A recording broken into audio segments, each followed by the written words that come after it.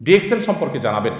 DXN বা এ জাতীয় যত এমএলএম কোম্পানি আছে 2001-এর সময়কার কথা, আমি যদি ভুল না বলে থাকি ডেস্টিন এরিয়ে ছিল। তখন আমি যখন ফতোয়া বিভাগে পড়ি তখন এটা নিয়ে ফতোয়া আসছিল, ফতোয়া তলব করা হয়েছিল। আমার প্রধান মুফতির অধীনে আমি ফতোয়া লিখেছিলাম, আমার মনে আছে।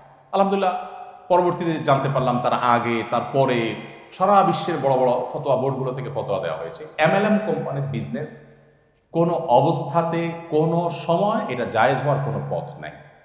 এমএলএম কোম্পানি মানেই হলো ফ্রড এবং এটা হারাম।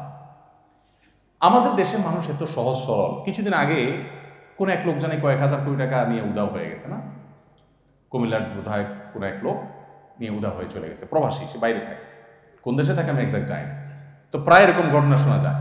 ডিএক্সএন টিএক্সএন যত আছে এমএলএম কোম্পানির সাথে যুক্ত হওয়া কোনো জায়েজ নেই। এখানে সিস্টেমটা হলো আপনি ব্রোকারি করবেন, আপনি ডাইন হাত বাম হাত সেট করবেন, কাস্টমার আর দুজন নিয়ে আসবেন, আপনি সেখান থেকে পার্সেন্টেজ পাবেন।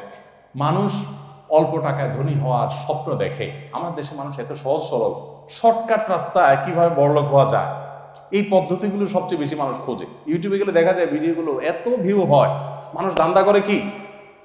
শুধু এইটা না, আখিরাতের ক্ষেত্রে একই কথা।